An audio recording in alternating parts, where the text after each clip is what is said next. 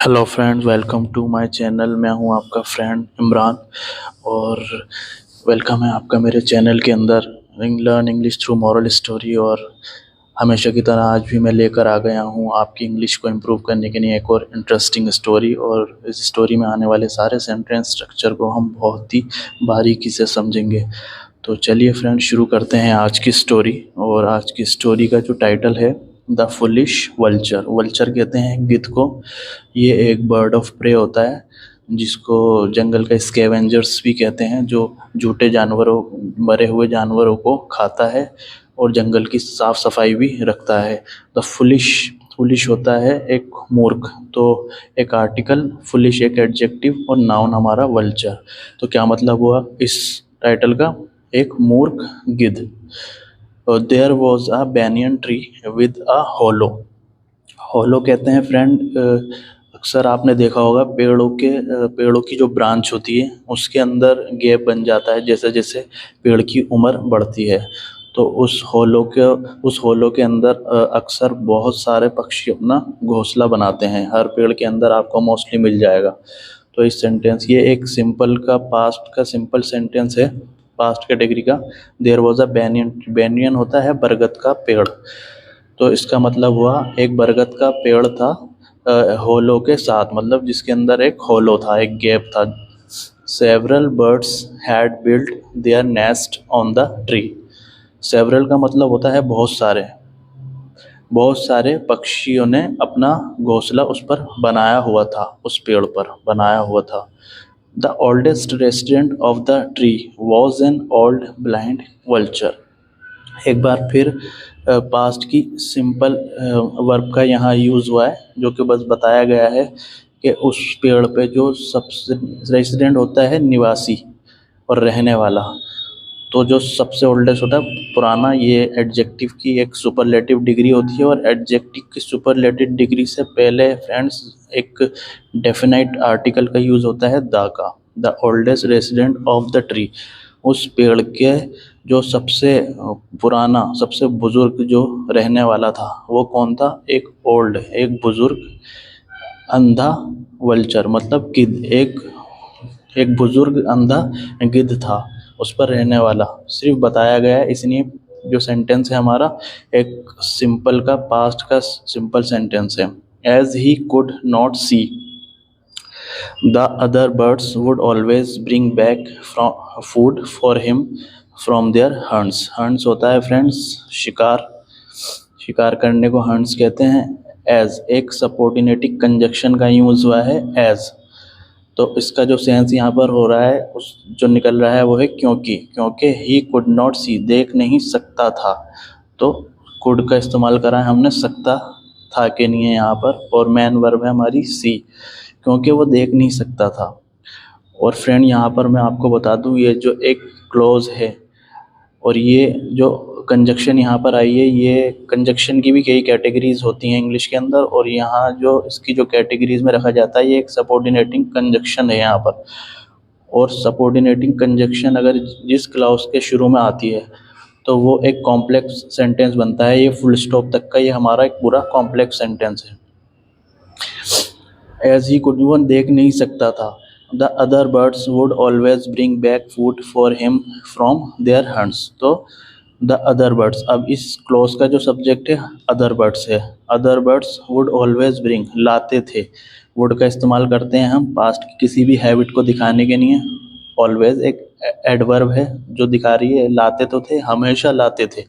और ब्रिंग हमारी main verb है इस क्लोज की। जो अदर वर्ड्स, ये हमारा सब्जेक्ट हो गया, ये हेल्पिंग वर्ब हो गई, ये एडवर्ब हो गई और ये मेन वर्ब हो गई।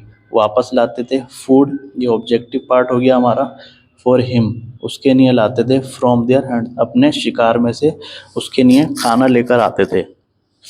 तो ये सेंटेंस एक कॉम्प्लेक्स सेंटेंस है फ्रेंड। एज से लेके पूरा हंड तक ये हमारा एक कॉम्प्लेक्स सेंटेंस है। और जिस भी सेंटेंस में स्टार्टिंग में कोई कंजक्शन आती है तो वो एक डिपेंडेंट क्लॉज भी कहलाता है इंग्लिश के अंदर। ये हमारा डिपेंडेंट क्लॉज है और ये डिपेंड करता है इस सेंटेंस के ऊपर। ये इंडिपेंडेंट क्लॉज है और ये एक प्रिंसिपल क्लॉज भी कहा जाता है इंग्लिश के अंदर इसको। The grateful vulture would also return the favour. By babysitting the children of these birds. तो इस सेंटेंस के अंदर ये ग्रेटफुल का मतलब होता है फ्रेंड आभारी, एहसानमंद। और बेबी सिटिंग का मतलब होता है फ्रेंड जैसे अक्सर घर बच्चों को अगर घर पे छोड़ के जाते हैं तो कोई घर का एक बड़ा सदस्य उनके देख रेख के नहीं रुकता है, तो उसको बेबी सिटिंग कहा जाता है। और कुछ लोग आज के टाइम में पार्ट टाइम जॉब भी करते हैं बेबी सिटिंग की। तो बेबी सिटिंग का मतलब ये होता है कि बच्चों की देख रेख करना, कि उनको कोई खतरा ना हो किसी से, तो उसका मतलब यही होता है। तो इस सेंटेंस का क्या मतलब हुआ, जो एक एहसानमंद गिद्ध था वो वापस करता था, फेवर कहते हैं उसको। फेवर का मतलब भी होता है एहसान, और उस कृपया को कैसे वापस करता था, उनकी एहसानमंदी बेबी सिटिंग करके बच्चों की, उन बर्ड्स के बच्चों की बेबी सिटिंग करके वो उनका एहसान चुकाता था।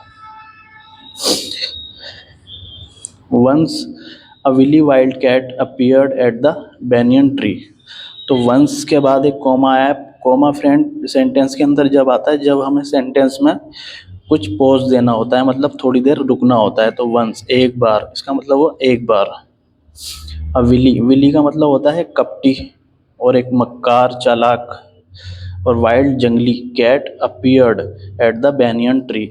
तो अपीयर्ड एक स्टेटिव वर्ब यहाँ पर यूज हुई है जिसका मतलब होता है प्रतीत हुआ, प्रतीत हुई।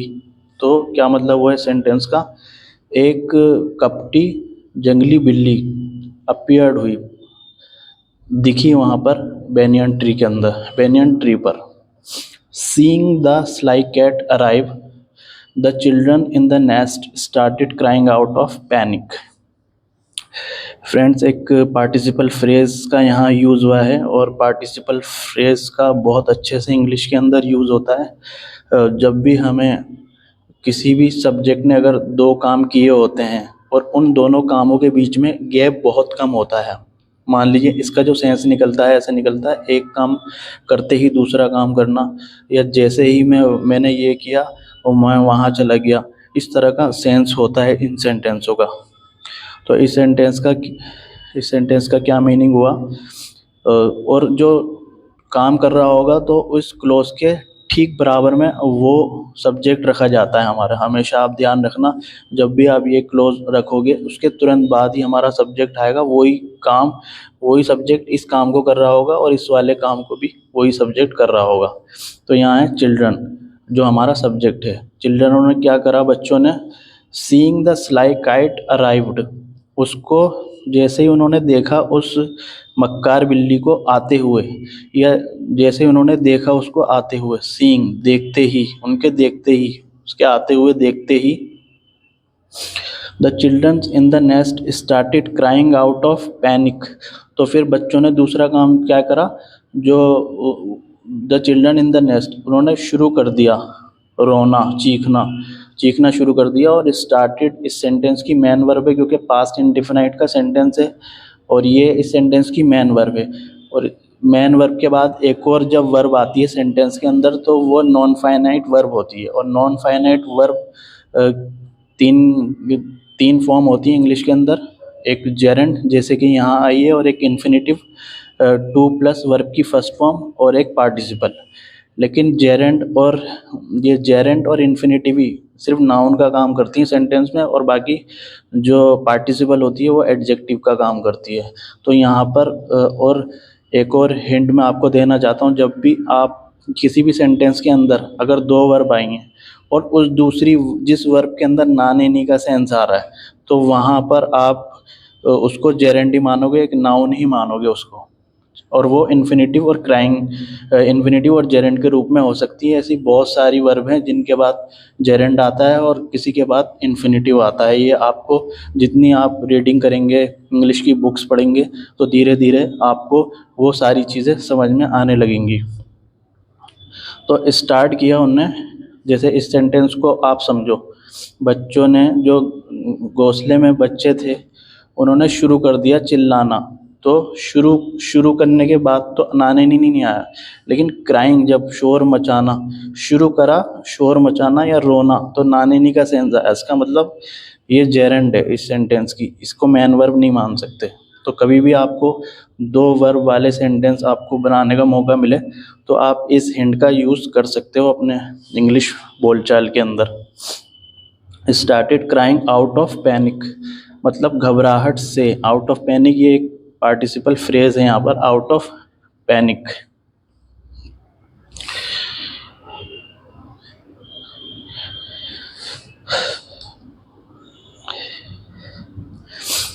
क्राइंग आउट ऑफ पैनिक, तो ये आउट ऑफ एक पार्टिसिपल, ओ सॉरी, एक प्रीपोजिशनल फ्रेज है जिसका मतलब होता है से। पैनिक से मतलब घबराहट से। Hearing their cries and learning about the cat, the vulture hissed from his seat at the hollow of the tree। एक बार फिर देखिए फ्रेंड्स, यहाँ पर hearing का यूज़ हुआ है और वर्ब की ing और पार्ट्स प्रेजेंट पार्टिसिपल फॉर्म है, और एक बार फिर वही फास्टनेस वाला रूल यहाँ पर अप्लाई किया गया है। जो दो काम यहाँ पर हुए तेज़ी के साथ। अब hearing their cries and learning about the cat, उनकी चीख सुनते ही और जानने के बाद, लर्निंग होता है जानने के बाद उस बिल्ली के बारे में।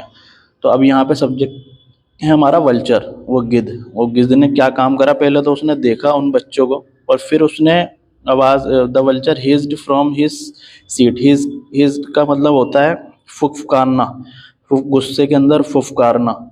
जैसे स्नैक की आवाज़ को हम हिस कहते हैं, तो उस तरह उसने करा, हिस करा फ्रॉम हिज सीट, जहाँ पर वो बैठता था। और पक्षी के बैठने को फ्रेंड सीट की जगह पर्च भी कहते हैं। At the hollow of the tree, जिस गैप के अंदर वो बैठता था, उस गड्ढे के अंदर जो पेड़ में होता है, जो खोखला पेड़ हुआ होता है उसके अंदर गैप बन जाता है, तो वहाँ से उसने हिस करा अपनी सीट से और उसने कहा, beware you crooked cat. Crooked का मतलब होता है मक्कार और कपटी, और इसका मतलब मुड़ा हुआ भी होता है, लेकिन यहाँ पे मक्कार के सेंस में इसको यूज़ किया गया है। बिवेयर का मतलब होता है खबरदार, और ये कोटेशन मार्क्स के अंदर है। इसका मतलब उस गीत के डायरेक्ट स्पीच है ये एक रिपोर्टेड स्पीच का सेंटेंस है। मक्का खबरदार, यू क्रूड कैट, तुम मक्कार बिल्ली। If you even dare think about eating,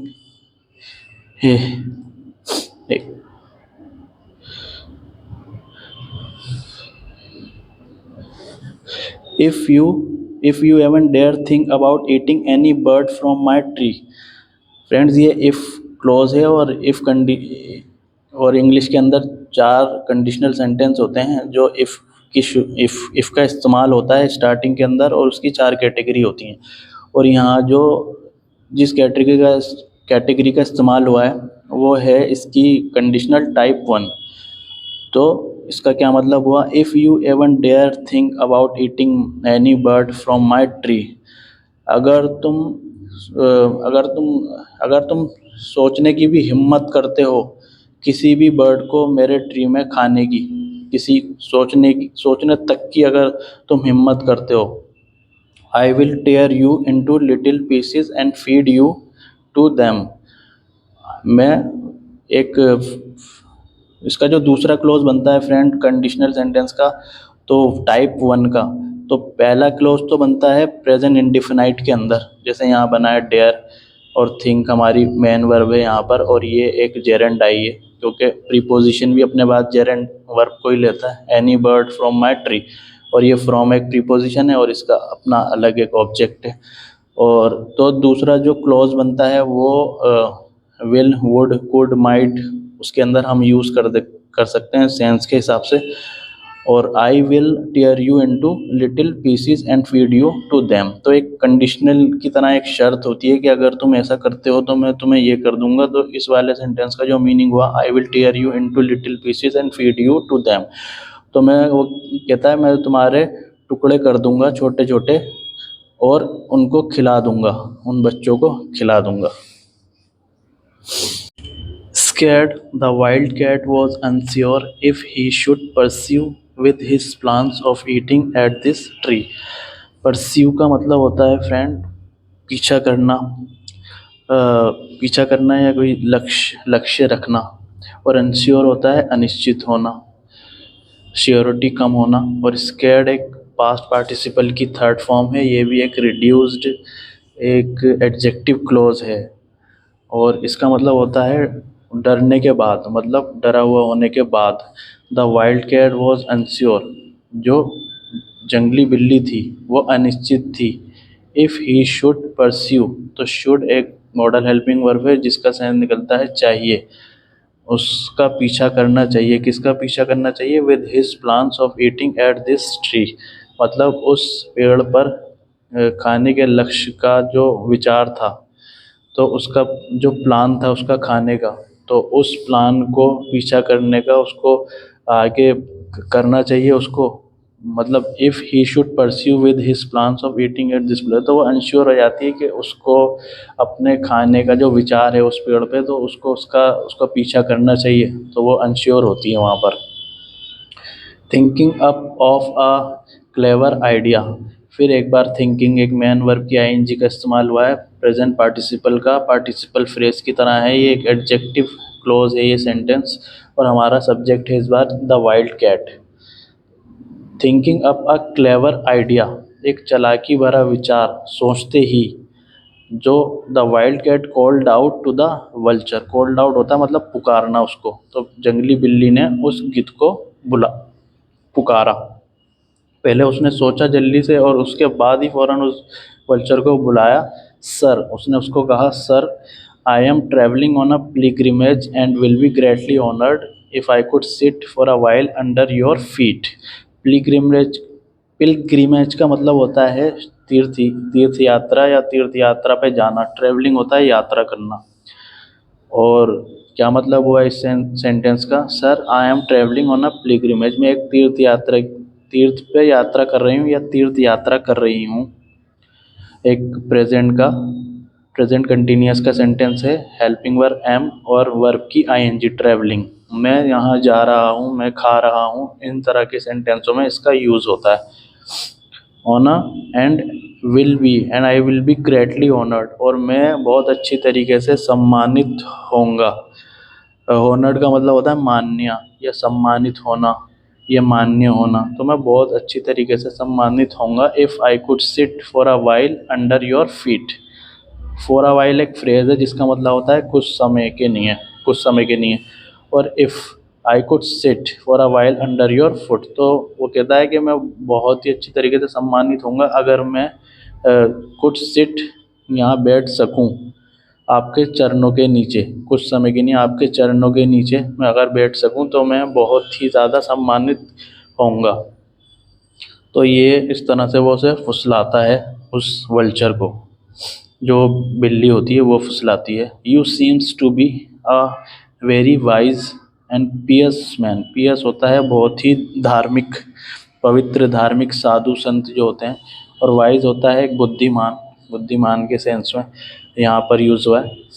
तो यू सीम्स एक बार फिर एक, सीम्स एक स्टेटिव वर्ब होती है, तो इसका मतलब होता है दिखने में लगना।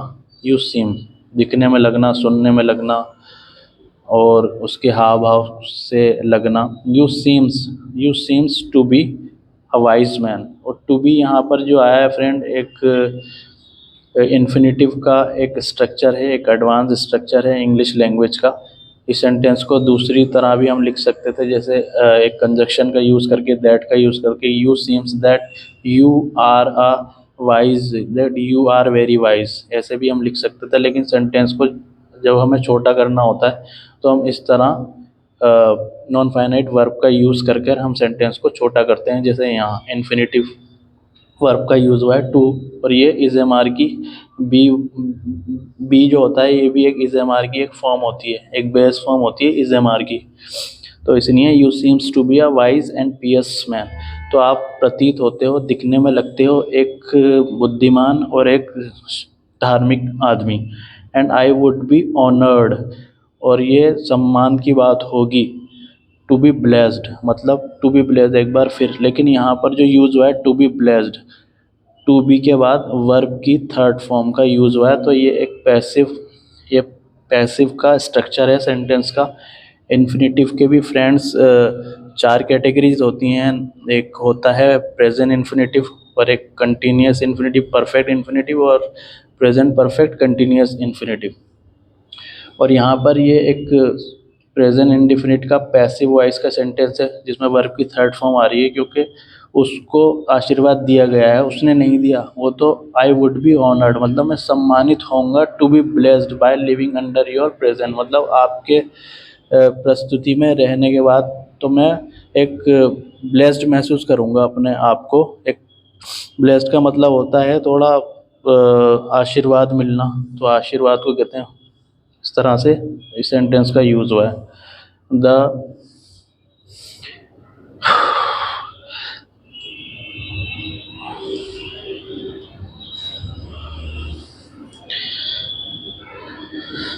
The vulture was very pleased to hear the cat's kind words and he remarked, जो वल्चर था, जो गीत था, वो बहुत प्लीज्ड होता है खुश होना, तो वो बहुत ज़्यादा प्रसन्न हुआ ये सुनकर। ये भी एक इन्फिनेटिव वर्ब है और इसका इस्तेमाल हुआ है सुनकर या सुनते ही।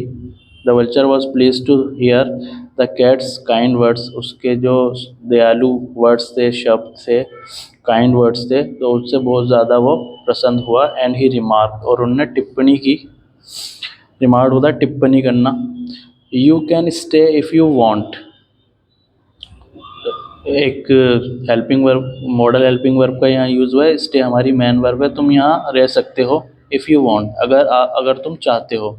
बट रिमेंबर, पर याद रखना।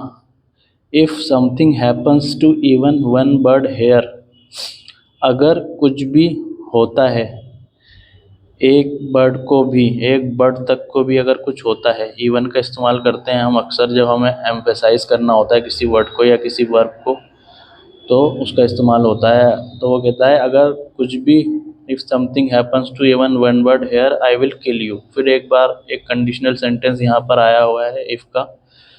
अगर कुछ भी होता है एक बर्ड तक को, अगर कुछ भी होता है यहाँ, तो आई विल किल यू, तो मैं तुम्हें मार दूंगा। दूसरा क्लोज हमारा फ्यूचर इंडेफिनाइट के अंदर बनता है। The cat agreed and started living at the bottom of the hollow, जो बिल्ली होती है वो राज़ी हो जाती है और रहना शुरू कर देती है। देखिए फ्रेंड, एक बार फिर यहाँ पर एक स्टार्ट के बाद एक जेरेंड का इस्तेमाल हुआ है और ना नी का सेंस आ रहा है। बिल्ली राज़ी हो जाती है और वो रहना शुरू कर देती है, तो रहने के बाद ना नी का सेंस आ रहा है, तो ये जेरेंड की फॉर्म है। Eight the bottom of the hollow, तो उस हॉलो के बॉटम होता है नीचे, नीचे के हिस्से में रहना शुरू कर देती है।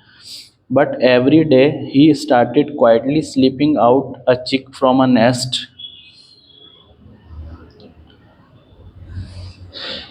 But every day, लेकिन हर दिन, he start quietly sleeping। अब यहाँ पर started के बाद एक इन्होंने एडवर्ब भी डाली है, quietly मतलब चुपके से। स्लीपिंग आउट होता है मतलब उसको निकालना, किसी चीज़ को चोर बिना दिखे निकालना, किसी को दिखाए दिए हुए, बिना दिखाए दिए हुए कुछ निकाल लेना, चोरी कर लेना, या इस तरह से इसका सेंस हुआ। उन्होंने शुरू कर दिया क्वाइटली, मतलब चुपचाप चिक को निकालना उस घोंसले में से। And ate them up, ate them मतलब और वो खा गई उनको। Slowly he managed to eat them all and, और धीरे धीरे वो कर पाई। He manage to eat them मतलब वो खा पाई, वो उनने मैनेज कर लिया उनको खाना सबको। And when he was done, और जब उसने पूरा ख़त्म कर दिया। एंड व्हेन जब उसने पूरा ख़त्म कर दिया उनको खाना। ही फ्लैड फ्रॉम देयर, तो वो भाग गई। ये फ्ली की सेकंड फॉर्म है फ्लैड। फ्लैड का मतलब होता है भागना, जान बचा के भागना। फ्रॉम देयर, वहाँ से भाग गई। The foolish vulture was blamed for it all, जो मूर्ख गिद्ध था उसको ब्लेम्ड किया गया, मतलब अपराधित माना गया, उस पर एक इल्ज़ाम लगा दिया गया कि उसकी वजह से ये हुआ। आरोपी ठहराना या जिम्मेदार ठहराने को नहीं हम ब्लेम्ड का यूज़ करते हैं। तो जो मूर्ख जो गिद्ध था उसको इन सब का जिम्मेदार ठहराया गया। तो ये थी फ्रेंड आज की स्टोरी, और आज की स्टोरी का जो मॉरल है, फ्लैटरी कहते हैं फ्रेंड चापलूसी is the tool of cheats. Cheats कहते हैं झूठ, धोखा या कपट करने को। तो चापलूसी एक औजार है झूठ का, कपट का। तो ये थी फ्रेंड आज की स्टोरी। मैं उम्मीद करता हूँ आपको ये